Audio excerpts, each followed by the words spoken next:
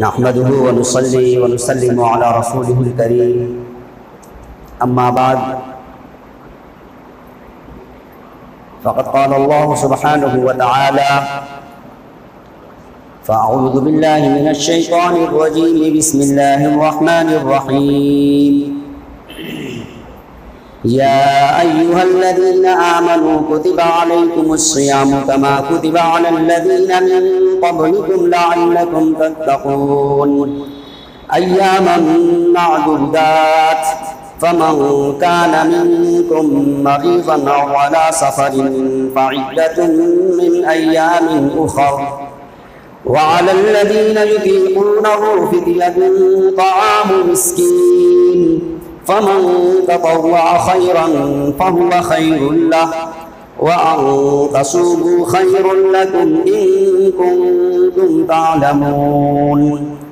شهر رمضان الذي أنزل فيه القرآن هدى للناس وبينات من الهدى والفرقان فمن شهد منكم الشهر فليصم ومن كان مريضا أو على سفر فعدة من أيام أخر يريد الله بكم اليسر ولا يريد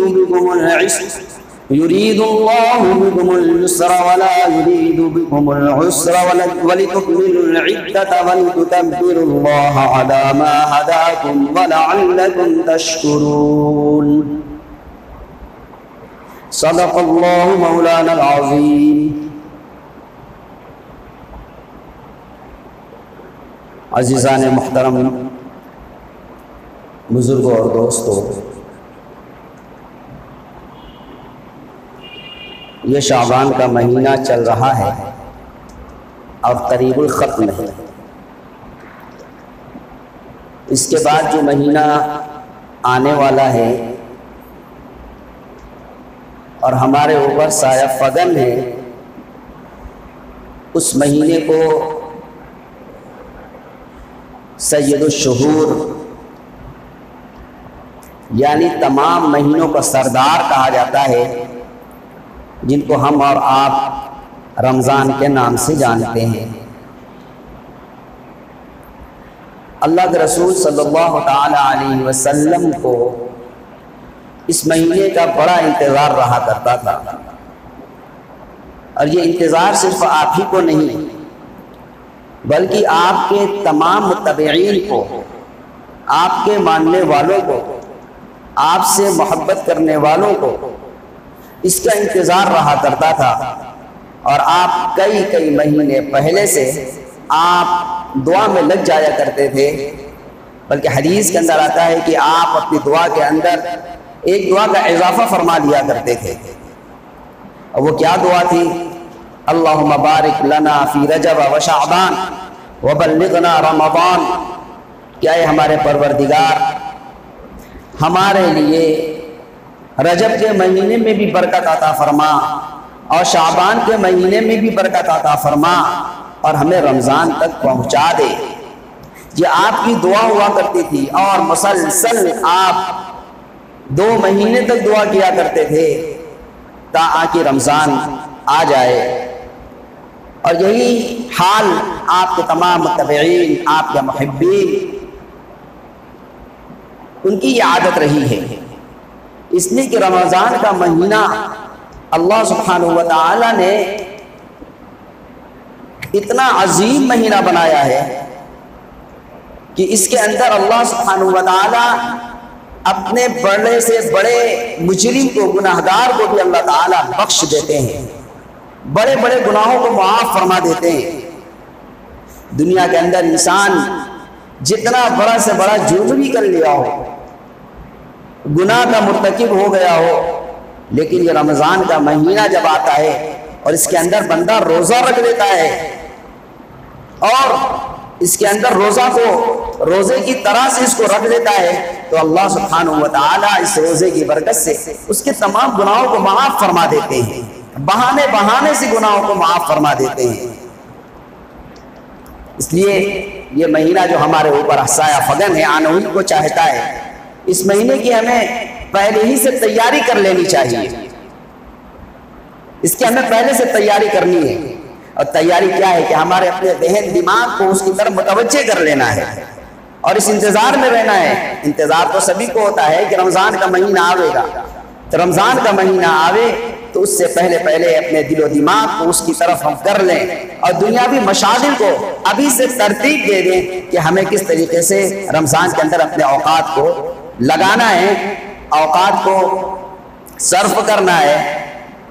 کہیں ایسا نہ ہو کہ کوئی لمحہ اور کوئی دقیقہ اس کا ضائع ہو جائے. ابھی سے ہم اس کی پروگرامنگ کرنی ہے. اللہ کے رسول صلی اللہ تعالیٰ علیہ وسلم کی کئی روایات ایسی ملتی ہیں کہ جب رمضان المبارک کا مہینہ آتا تھا, آنے سے پہلے ہی آپ صحابہ کرام رضی اللہ عنہم اجمعین کو جمع فرما لیا کرتے تھے اور ان کے سامنے آپ اس طریقے سے بیان کیا کرتے تھے کہ گویا کہ بس وہ آنے ہی کو چاہتا ہے, وہ بس اب آ ہی گیا ہے. تبھی آپ بیان کرتے, صحابہ کرام رضی اللہ عنہم اجمعین موجود ہوتے, ان کا مجمع ہوتا اور آپ فرما رہے ہوتے ماذا یستقبلکم وماذا تستقبلون, کہ ارے کون آ رہا ہے, کون آ رہا ہے اور تم کس سے ملنے جا رہے ہو. آپ بار بار دہرا رہے ہیں ماذا یستقبلکم وماذا تستقبلون, کہ کون آ رہا ہے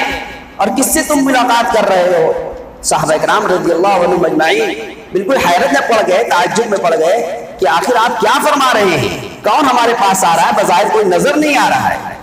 کس سے ہم ملاقات کر رہے ہیں, ہمیں تو کوئی نظر نہیں آ رہا ہے. تو حضرت عمر رضی اللہ تعالیٰ عنہ جیسے صحابی نے کھڑے ہو کر کہا یا اللہ کے رسول آپ کیا فرما رہے ہیں, ہم تو کچھ دیکھ نہیں پا رہے ہیں. اوحی نزل, کیا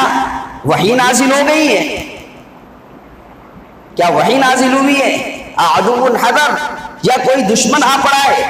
جس کی وجہ سے آپ ہم سے یہ کہہ رہے ہیں کہ کون آ رہا ہے اور کس سے تم بھیڑ رہے ہو, کس سے تم ملاقات کر رہے ہو. تو آپ نے کہا کہ نہیں, نہ کوئی وحی نازل ہوئی ہے ابھی اور نہ ہی کوئی دشمن حملہ آور ہو رہا ہے, بلکہ تم کو معلوم نہیں رمضان آ گیا ہے,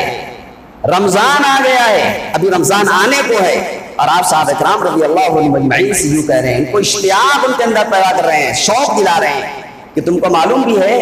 کیا آ رہا ہے, وہ رمضان مبارک کا مہینہ ہے, اس کی قدر کرنی ہے. کبھی آپ صحابہ کرام رضی اللہ عنہم اجمعین کو جمع فرماتے ہیں, مسجد کے اندر صحابہ کرام رضی اللہ عنہم اجمعین موجود ہیں, آپ کیا کہتے ہیں احضروا المنبر, ممبر سے قریب ہو جاؤ. صحابہ کرام رضی اللہ عنہم اجمعین فرماتے ہیں فحضرنا, ہم سب قریب ہو گئے اللہ کے رسول صلی اللہ تعالیٰ علیہ وسلم سے کہ آپ ہم کو کیوں قریب بلا رہے ہیں اور کیا فرمانا چاہتے ہیں, دھیان اور توجہ کے ساتھ ہمیں آپ کی بات سننی ہے. فحضرنا, تو ہم سب قریب ہو گئے. پھر آپ کیا ہوا, آپ ممبر پر تشریف لے گئے, ممبر پر آپ تشریف لے گئے, پہلے ممبر پر قدم رکھا, آپ نے فرمایا آمین. جب سب قریب ہو گئے تو آپ پہلے ممبر پر قدم رکھ کر فرمایا آمین. جیسے ہی آپ نے دوسرے ممبر پر قدم رکھا تو پھر فرمایا آمین. پھر آپ تیسرے ممبر پر قدم رکھا, پھر آپ نے فرمایا آمین. صحابہ کرام رضی اللہ عنہم اجمعین نے آپ سے یہ عادت اور آپ سے ایسا کلام کبھی نہیں سنا تھا کہ آپ ممبر پر قدم رکھ رہے ہیں اور آمین فرما رہے ہیں, دوسرے ممبر پر قدم رکھ رہے ہیں پھر آمین فرما رہے ہیں, تیسرے ممبر پر قدم رکھ رہے ہیں اور آمین فرما رہے ہیں. آمین تو جب کہی جاتی ہے جب کوئی دعا دے رہا ہو, اس کی اجابت کے لیے, قبولیت کے لیے آمین کہی جاتی ہے کہ ہم جو کوئی دعا کر رہا ہے اللہ تعالیٰ اس کی دعا کو قبول فرما لے. لیکن کوئی دعا دینے والا نہیں بظاہر اور آپ آمین کہے جا رہے ہیں. تو صحابہ کرام رضی اللہ عنہم اجمعین نے کہا, فرمایا کہ لقد سمعنا منک اليوم شيئا ما كنا نسمعه, کہ آج ہم آپ کی زبان سے ایسی باتیں سن رہے ہیں کہ پہلے ہم نے کبھی نہیں سنی. ایسی بات کہ ہم نے پہلے کبھی نہیں سنی کہ آپ ممبر پہ چڑھ رہے ہیں اور آمین کہہ رہے ہوں. تو اللہ کے رسول صلی اللہ تعالیٰ علیہ وسلم نے فرمایا کہ ان جبرائیل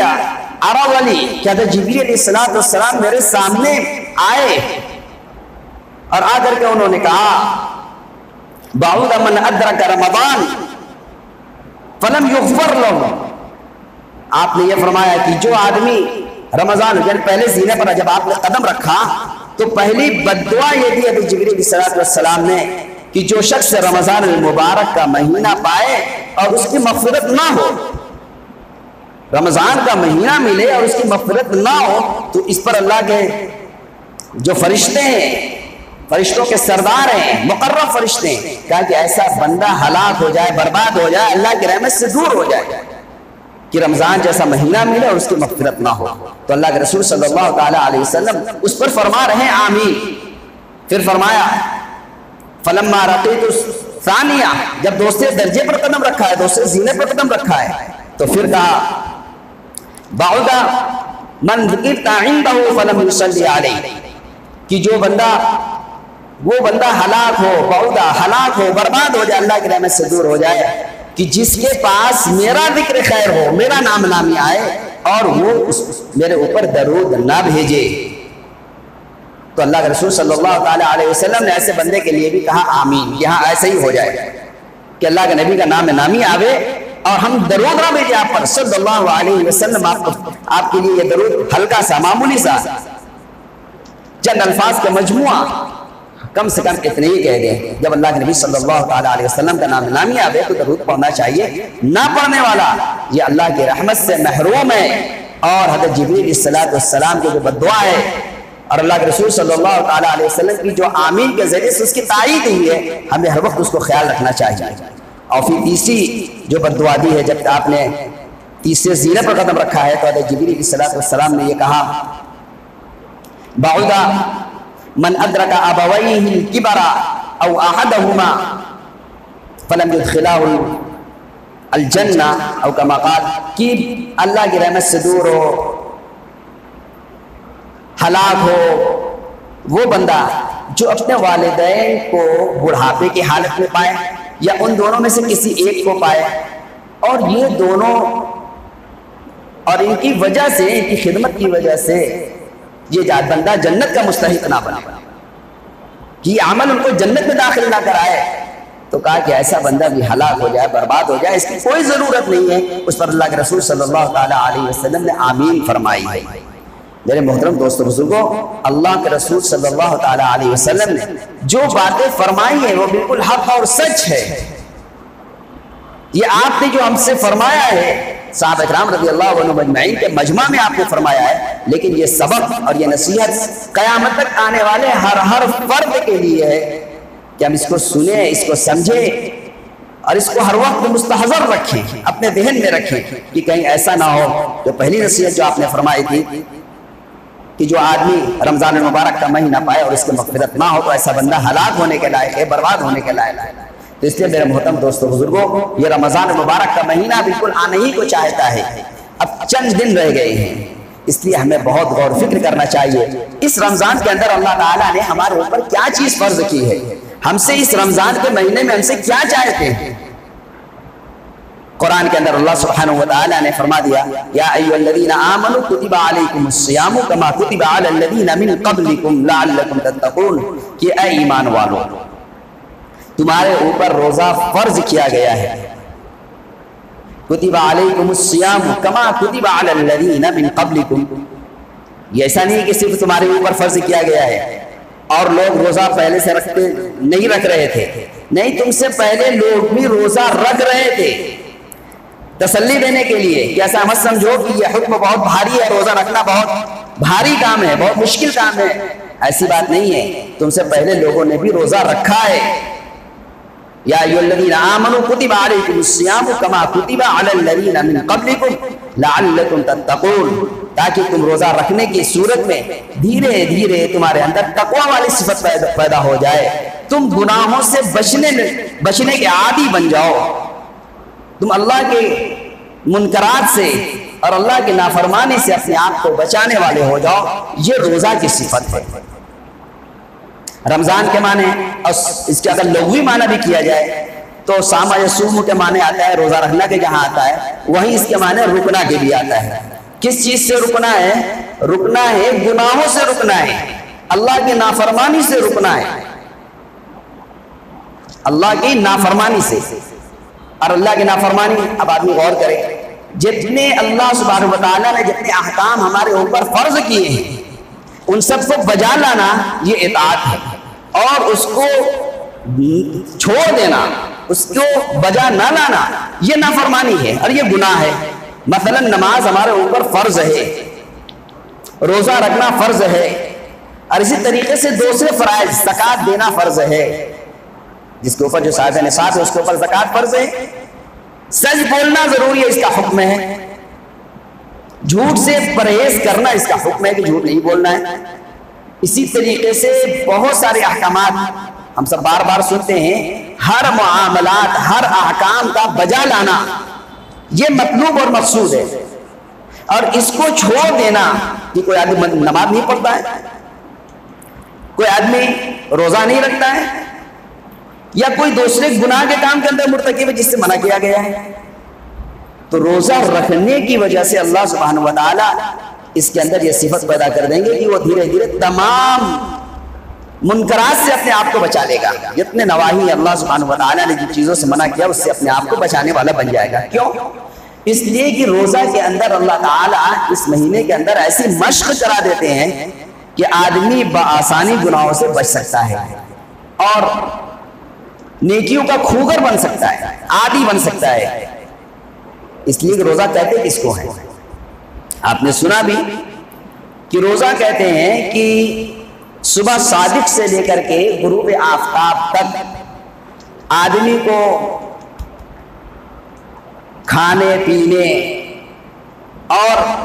جائز شہوات سے اپنے آپ کو روک لینا، اس کا نام روزہ ہے۔ اللہ تعالیٰ نے ان دنوں کے اندر جو چیز حلال تھی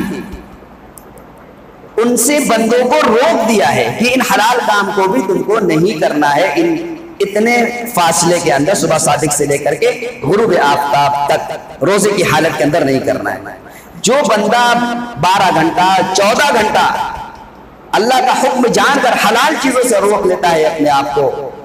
اور اس کی اگر پابندی کرتا رہتا ہے تو اس کا خاصہ یہ ہے کہ انشاءاللہ اللہ کے منہیات جو منکرات ہیں اس سے بھی بچنے کے اس کے اندر ملکہ پیدا ہو جائے گا۔ یہ مطلوب ہے کہ ہمارے اندر تقوی والی صفت پیدا ہو جائے، ہم گناہوں سے بچنے والے ہو جائیں۔ آپ نے سنا ہوگا حضرت ابی بن کعب رضی اللہ تعالی عنہ سے حضرت عمر رضی اللہ تعالی عنہ نے پوچھا تھا کہ تقوی کیا چیز ہے۔ حضرت عمر رضی اللہ تعالی عنہ نے حضرت ابی بن کعب رضی اللہ عنہ سے تقوی کے بارے میں پوچھا کہ تقوی کی تعریف کیا ہے، تقوی کیا چیز ہے؟ تو حضرت ابی بن کعب رضی اللہ تعالی عنہ نے کہا کہ امیر المومنین، کبھی آپ کا سفر، آپ کا گزر ایسے راستے سے ہوا ہے کہ جس کے دونوں طرف جھاڑ ہو، کٹیلی جھاڑیاں ہوں اور اس سے آپ گزر رہے ہوں؟ کہا کہ ہاں بارہا ہوا ایسا۔ تو کہا کہ ایسی خاردار جھاڑیوں سے جب آپ کا گزر ہوتا ہے تو آپ کیسے راستہ پار کرتے ہیں؟ تو انہوں نے کہا کہ ایسی صورت میں ہم اپنے کپڑے کو بچا کر کے اپنے آپ کو سمیٹ کر کے چلتے ہیں کہ کہیں کپڑا اور بدن اس کانٹے میں الجھ نہ جائے، اس سے ہمیں تکلیف نہ پہنچنے پائے۔ تو کہا کہ بس اسی کا نام تقویٰ ہے کہ ہم اللہ تعالیٰ کے جتنے منہیات ہیں اور جو منکرات ہیں اور جتنی غلط چیزیں ہیں ان سے اپنے آپ کو بچا کر کے ہم سیدھے راستے پر چل پڑیں، اسی کا نام تقویٰ ہے۔ اور یہ صفت ہمارے اندر روزہ رکھنے کی، رمضان المبارک میں صحیح معنوں میں اگر ہم نے روزہ رکھ لیا تو یہ عادت ہماری پڑ جائے گی۔ اس لیے کہا جاتا ہے کہ رمضان کے اندر روزے کے پورے آداب کے ساتھ روزہ رکھا جائے۔ جو روزے کا طریقہ ہے یہ نہیں کہ جیسے آج کل عام طریقے سے دیکھا جاتا ہے کہ بندہ روزہ بھی، ہم روزہ بھی رکھ رہے ہیں اور روزے کے ساتھ ساتھ، روزہ کا مطلب کیا ہوتا ہے کہ ہمارے تمام اعضاء جوارح بھی روزہ دار ہونا چاہیے، مطلب کہ ہمارے تمام اعضاء جوارح سے بھی گناہ نہیں ہونے چاہیے سوائے اطاعت کے۔ اس سے اطاعت ہونی چاہیے، اللہ کے فرمانبرداری ہونی چاہیے، نیکیاں ہونی چاہیے، گناہ سے ہر اعضاء و جوارح کو بچانا، یہ ہے روزہ۔ یہ نہیں کہ کھانا نہیں کھایا، پیاس کے باوجود ہم نے پانی نہیں پیا، جائز شہوات سے اپنے آپ کو بچا لیا، صرف یہی نہیں، یہ تو ہے ہی، اسی کے ساتھ اپنی زبان کی بھی ہمیں حفاظت کرنی ہے، اپنے آنکھ کی بھی ہمیں حفاظت کرنی ہے، اپنے کان کی بھی حفاظت کرنی ہے، اپنے دل و دماغ کی بھی ہمیں حفاظت کرنی ہے۔ اپنے آدھا جوارے، اپنے ہاتھ اور پیر، ہر ایک چیز کی حفاظت کرنی ہے اور ہر ایک کو نیکیوں کا خوگر اور عادی بنانا ہے۔ اس میں یہ پریکٹس کرنا ہے، ہمیں مشق کرنا ہے، اور اگر ہم نے مشق کر لیا تو اللہ کی ذات سے امید ہے کہ ہمارے 11 مہینہ جو اور ہیں وہ اسی طریقے سے گزریں گے۔ یہ روزہ کا خاصہ ہے۔ لیکن میرے محترم دوست بزرگوں، اللہ تعالیٰ کی تو ایسی مدد اور رحمت ہوتی ہے رمضان کے اندر کہ آدمی جو کام کرنا چاہے، نیکیاں کرنا چاہے، جس چیز کا ارادہ کر لیتا ہے اس کا کرنا بہت آسان ہو جاتا ہے۔ بندہ ارادہ کرے، ابھی سے نیت بنا لے کہ ہمیں رمضان میں کیا کرنا ہے، روزے کی حالت میں ہمیں کیا کرنا ہے، ابھی سے نیت بنا لے اور دیکھیں اللہ کی مدد کیسی ہوتی ہے۔ وجہ اس کی یہ بھی ہے کہ اللہ سبحانہ و تعالیٰ رمضان المبارک کے اندر یہ جو شیطان ہے جو ہمیں ہر وقت بہکاتے رہتے ہیں، ہمارے ازلی دشمن ہیں، اور جس نے قسم کھا رکھی ہے کہ ہمیں جہنم میں لے کر کے جائیں گے، جہنم مرد کریں گے، انہوں نے قسم کھا رکھی ہے اور ایڑی چوٹی کا زور لگاتے رہتے ہیں پورے 11 مہینے تک۔ اور رمضان کے اندر اللہ سبحانہ و تعالی ہم روزہ داروں کے روزے کی حفاظت کی خاطر شیطان کو قید کر لیتے ہیں، سمندر میں ان کو باندھ کر کے ڈال دیتے ہیں کہ یہ ہمارے روزہ داروں کے روزے کو خراب نہ کریں، ان کی تراویح کو خراب نہ کریں، ان کے اعمال کو، ان کی تلاوت پر کوئی اثر نہ ڈالیں۔ اللہ تعالیٰ کی مدد ہوتی ہے۔ رمضان المبارک کا مہینہ اللہ تعالیٰ کی طرف سے یہ بہت خاص عطیہ ہے جس کو نصیب ہو جائے۔ اس لیے میرے محترم دوست بزرگ، رمضان المبارک کا مہینہ جو آ رہا ہے ہمیں یہ سوچنا چاہیے کہ معلوم نہیں زندگی میں پھر کبھی ملے گا کہ نہیں، کوئی نہیں جانتا، اور جس کو مل گیا وہ بڑا ہی سعادت مند، بڑا ہی خوش نصیب ہے کہ جس کو یہ مہینہ مل جائے۔ جس کو یہ مہینہ مل گیا تو اس نے خیر کثیر حاصل کر لیا، بہت سعادت مند ہے۔ ورنہ آپ دیکھتے ہیں، ہم لوگ دیکھتے ہیں کہ کتنے لوگ یہ آرزو لیے ہوئے دنیا سے چلے گئے، ان کو رمضان کا مہینہ نہیں ملا۔ ہمیں تو اب بھی دعا کرنا ہے اور کرتے رہنا ہے کہ اللہ تعالی ہمیں رمضان تک پہنچا جائے، رمضان کا مہینہ ہم کو عطا فرما دے تاکہ اس کے اندر ہم کچھ کر لیں، اب تو گناہوں سے توبہ کر لیں، اللہ کا قرب حاصل کر لیں، اپنے اللہ کو راضی کر لیں۔ اسی لیے اللہ تعالیٰ نے دیا ہے۔ اس لیے اس کے اندر سب سے بڑا کام یہ ہے کہ ہم اس کے اندر روزہ رکھیں، اور روزہ کے جو اوصاف جو صفات ہیں وہ انشاءاللہ ہمیں میسر ہوں گے۔ اور اگر کوئی آدمی ایسا ہے، وہ کتنے دن اللہ سبحانہ و تعالیٰ نے فرمایا ہے کہ روزہ یہ کتنے دن ہے، ایسا نہیں کہ تم کو زندگی بھر روزہ رکھنا ہے، بلکہ روزہ کے کچھ گنتی کے چند دن ہیں، ایام معدودات، چند دن ہے گنتی کے، اس کو اندر روزہ رکھ لینا ہے۔ اور وہ گنتی کے چند دن کتنے ہیں؟ وہ رمضان المبارک کا 1 مہینہ ہے، خواہ وہ مہینہ 29 کا ہو، خواہ وہ 30 کا ہو، اس کے اندر ہمیں روزہ رکھنا ہے۔ ایام معدودات، فمن کان منکم مریضا او علی سفر فعدۃ من ایام اخر، کہ جو آدمی اس مہینے کے اندر مریض ہو جائے، ایسا مرض اس کو لاحق ہو جائے کہ وہ روزہ نہ رکھ سکتا ہو، یا کوئی شرعی سفر کے اندر چلا جائے اور اس میں روزہ نہیں رکھ سکتا، تو اس کے لیے کیا حکم ہے؟ فمن کان منکم مریضا او علی سفر فعدۃ من ایام اخر، تو اس کو جب دوسرے دنوں کے اندر اس کو قضا کرنی ضروری ہے، اس کو دوسرے ایام میں قضا کرنی ضروری ہے۔ ایسا نہیں کہ ہم سفر میں ہیں اور روزہ نہیں رکھا تو بعد میں ہمیں اس کو قضا نہیں کرنی ہے، یا ہم مریض تھے روزہ نہیں رکھ سکتے تھے تو صحت حاصل ہو جانے کے بعد ہمیں روزہ نہیں رکھنا ہے، نہیں، اس کی قضا ضروری ہے، اس کو ضرور رکھنا چاہیے۔ وعلی الذین یطیقونہ فدیۃ طعام مسکین، پہلے یہ حکم تھا جو منسوخ ہو گیا، کہ پہلے یہ بھی حکم تھا کہ وہ لوگ جو روزہ رکھنے کی طاقت رکھتے تھے، روزہ رکھ سکتے تھے، لیکن کسی وجہ سے، کسی مشغولی کی وجہ سے یا کسی اور آدھار کی وجہ سے روزہ نہیں رکھ پائے، اس کی اجازت تھی ان کو پہلے، لیکن اب وہ حکم منسوخ ہے۔ وعلی الذین یطیقونہ فدیۃ طعام مسکین، تو ان کو ایک مسکین کا کھانا کھلا دینا کافی ہو جاتا ہے، لیکن یہ حکم منسوخ ہے کہ طاقت رہنے پر اب روزہ رکھنا ہے۔ یہ حکم بس ان لوگوں کے لیے ہے کہ جو آدمی ایسا مریض ہے یا ایسا بوڑھا ہے کہ اب صحت کی ان کو امید نہیں ہے، تو ایسا آدمی اپنی زندگی کے اندر بھی، یعنی اب صحت حاصل نہیں ہو سکتی، بہت بوڑھا ہو گیا ہے، بالکل آخر عمر میں ہے، آخر اسٹیج ہے، تو ایسی صورت میں روزہ کا مہینہ پائے اور روزہ نہ رکھ سکتا ہو تو اس کو فدیہ دے دینا کافی ہوگا۔ لیکن نوجوان آدمی، صحت مند آدمی ایسا سوچے کہ روزہ نہ رکھے فدیہ سے کام چلا لے تو اس کی بالکل بھی اجازت نہیں ہے، اس کا حکم منسوخ ہے۔ وَعَلَى الَّذِينَ يُطِيقُونَهُ فِدْيَةٌ طَعَامُ مِسْكِينٍ فَمَنْ تَطَوَّعَ خَيْرًا فَهُوَ خَيْرٌ لَهُ۔ اور فدیہ دینے کے بارے میں یہ کہا گیا کہ فدیہ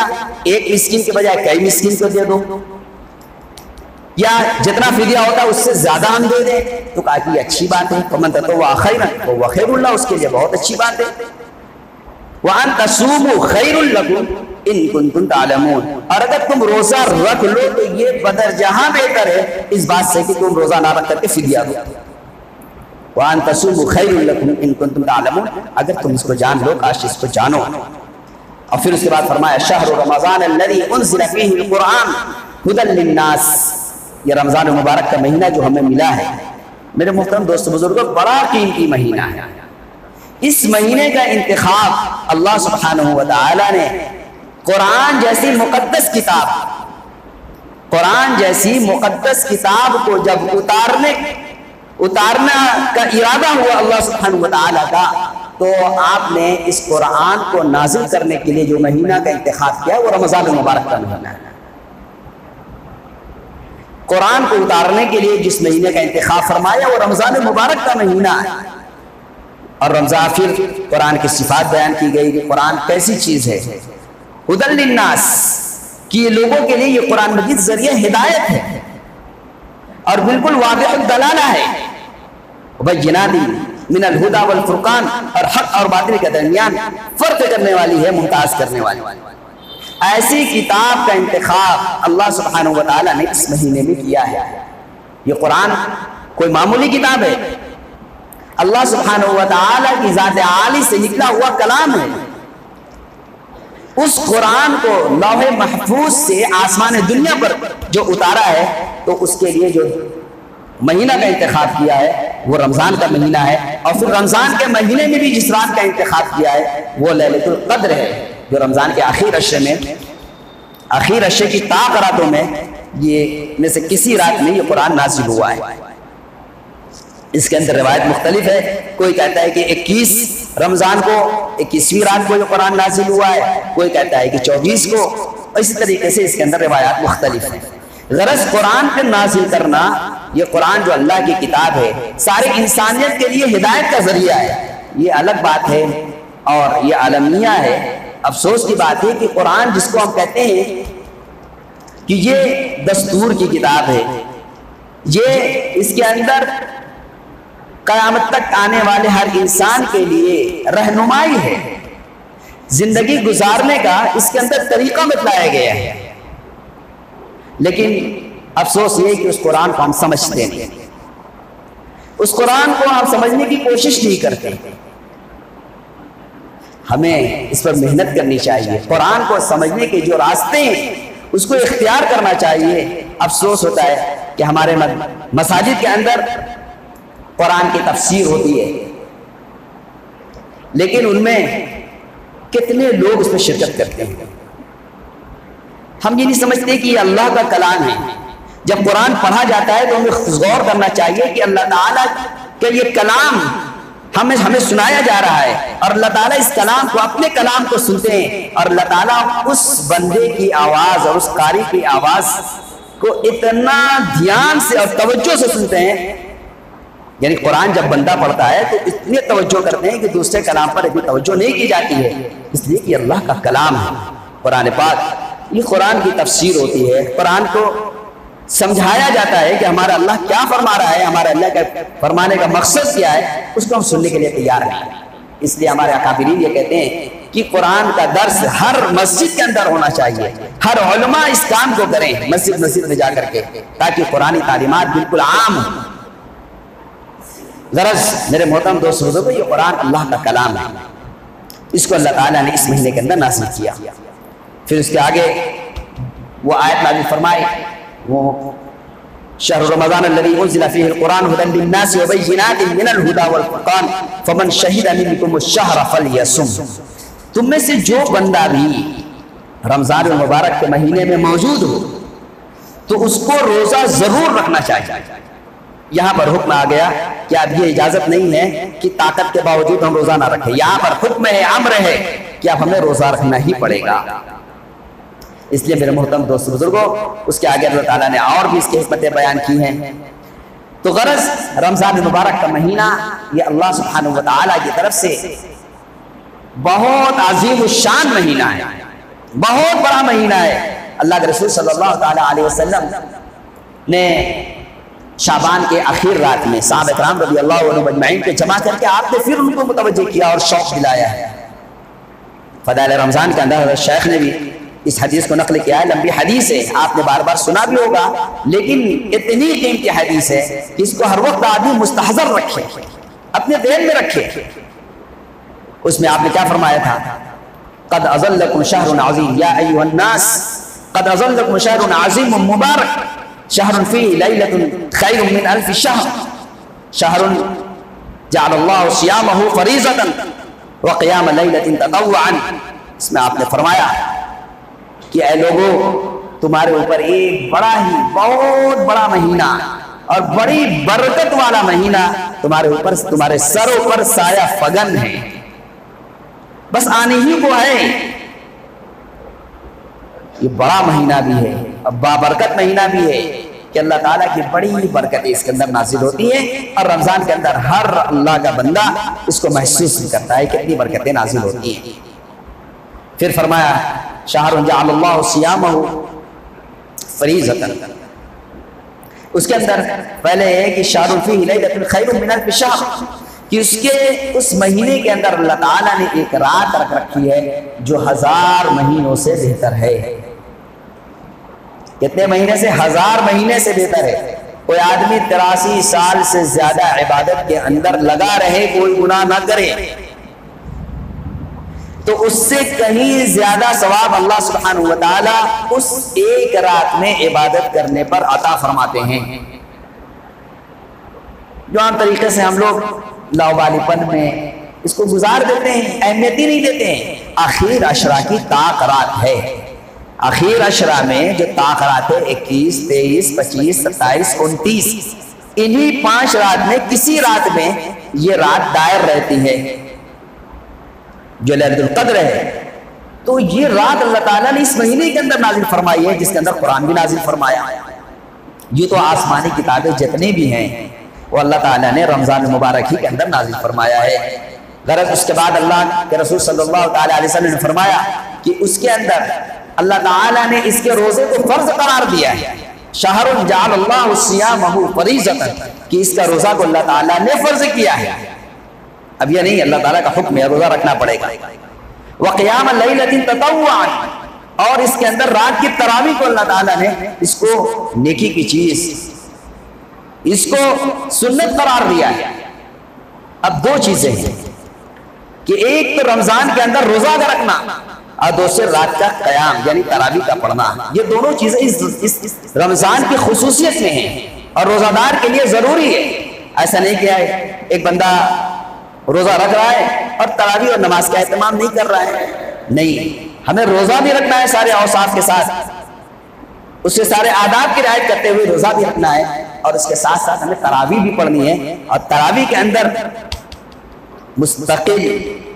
تراویح میں پورا قرآن کا سننا یہ مستقل سنت ہے، اور پورے رمضان تراویح کا پڑھنا یہ دوسری مستقل سنت ہے۔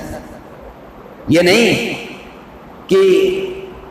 تراویح جب چاہا پڑھا، جب چاہا نہیں پڑھا، کبھی کم پڑھ لیا، کبھی پوری پڑھ لیا، ایسا نہیں۔ 20 رکعت تراویح یہی مسنون ہے یا سنت مؤکدہ ہے، اس کے علاوہ اس سے کم یا اس سے زیادہ بالکل مسنون نہیں۔ تو 20 رکعت تراویح اللہ کے رسول صلی اللہ تعالیٰ علیہ وسلم سے ثابت ہے، اور اللہ کے رسول صلی اللہ تعالیٰ علیہ وسلم نے اپنے رمضان المبارک کے مہینے کے اندر آپ نے 3 دن تک تراویح پڑھائی ہے، 20 رکعت تراویح پڑھائی ہے۔ اس کے بعد صحابہ کرام رضی اللہ عنہ مجمعین انتظار کر رہے تھے آپ کا کہ آپ آئیں اور تراویح پڑھائیں چوتھے دن، لیکن آپ لوگوں کے شوق کو دیکھ رہے تھے، لیکن آپ قصداً نہیں آئے چوتھے دن کہ کہیں ایسا نہ ہو کہ میرے مواظبت کی وجہ سے، پابندی کی وجہ سے اس امت کے اوپر کہیں فرض نہ کر دی جائے۔ لیکن آپ کا یہ شوق تھا، آپ چاہتے تھے کہ یہ تراویح پڑھی جائے، اس لیے آپ کے عمل کی وجہ سے یہ تراویح قیامت تک سنت رہے گی، سنت مؤکدہ ہے اس امت کے اوپر، اس کو پڑھنا چاہیے۔ اور تمام ائمہ کا اس پر اتفاق ہے کہ 20 رکعت تراویح ہی سنت ہے۔ بعض لوگ یہ کہتے ہیں کہ یہ 20 رکعت تراویح کہاں ہے، تراویح 8 رکعت ہیں۔ میرے محترم دوست بزرگوں، ان کے پاس کوئی دلیل ہی نہیں ہے، خالی یہ ثابت کر دیں کہ اللہ کے رسول صلی اللہ علیہ وسلم نے شروع کے 3 دن کے اندر 20 رکعت تراویح نہیں پڑھی ہے، اس کو ثابت کر دیں، نہیں کر سکتے۔ اور پھر تراویح کے لیے جو مسائل ہیں جو وہ اختلاف کرتے ہیں ایک جز کو لے کر کے، ورنہ تو تراویح 5 چیزوں کے مجموعے کا نام ہے کہ تراویح رمضان کے اندر ہوگی، رات میں کے اندر تراویح پڑھی جائے گی، مسجد کے اندر پڑھی جائے گی، پورا قرآن پڑھا جائے گا، جماعت کے ساتھ پڑھی جائے گی۔ تو اس طریقے سے 5 چیزیں ہیں، ان 5 چیزوں کے مجموعے کا نام تراویح ہے کہ رمضان کا مہینے میں مسجد کے اندر پڑھی جائے گی، اور تراویح کے اندر پورا قرآن پڑھا جائے گا، تراویح 20 رکعت پڑھی جائے گی، اور پورے مہینے پڑھی جائے گی۔ اور ایک چیز اور،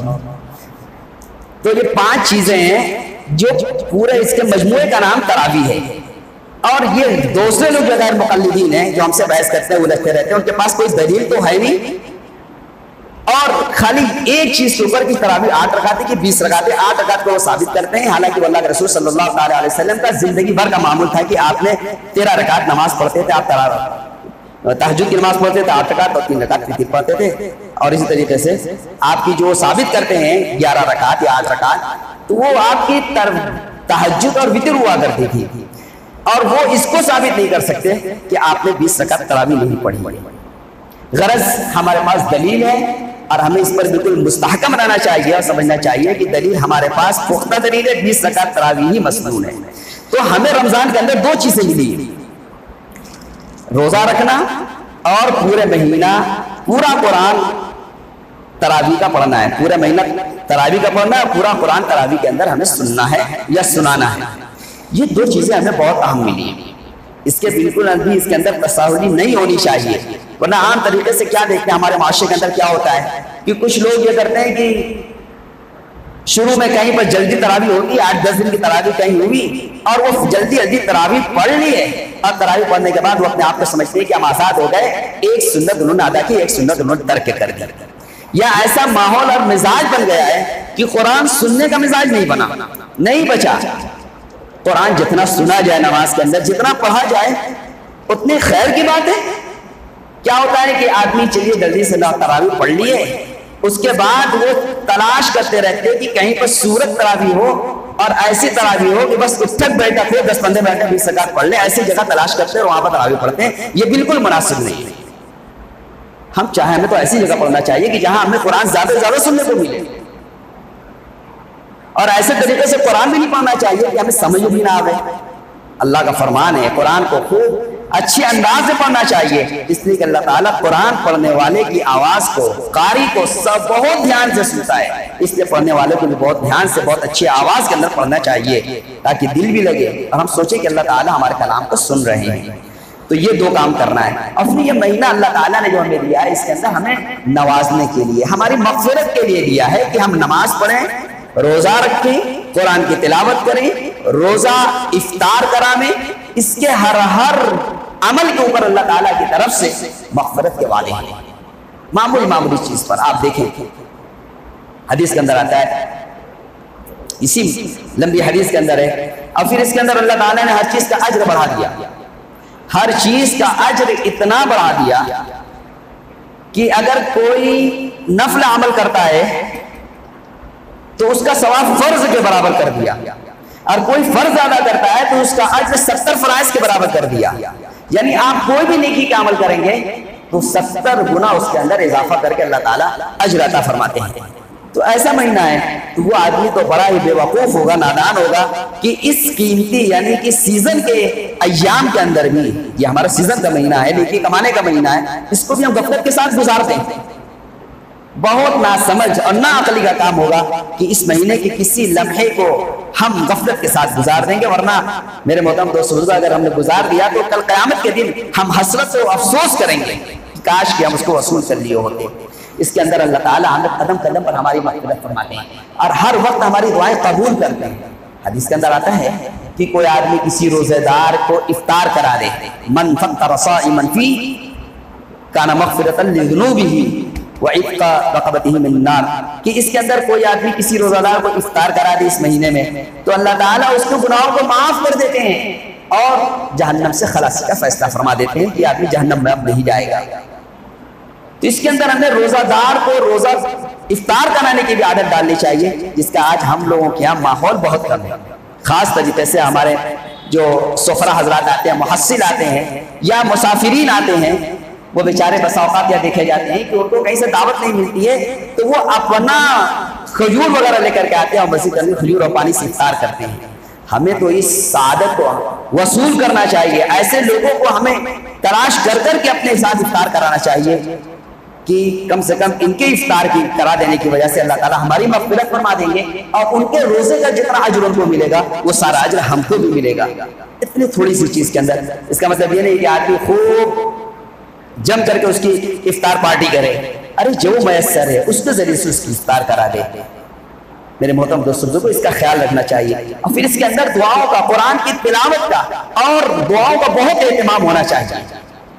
دعاؤں کا بہت اہتمام ہونا چاہیے۔ اللہ تعالیٰ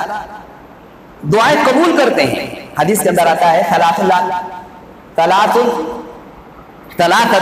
لا ترد دعوتهم، کہ 3 آدمی ایسے ہیں جن کی دعائیں رد نہیں ہوتی۔ میرے محترم دوستوں بزرگوں، سننے کی بات ہے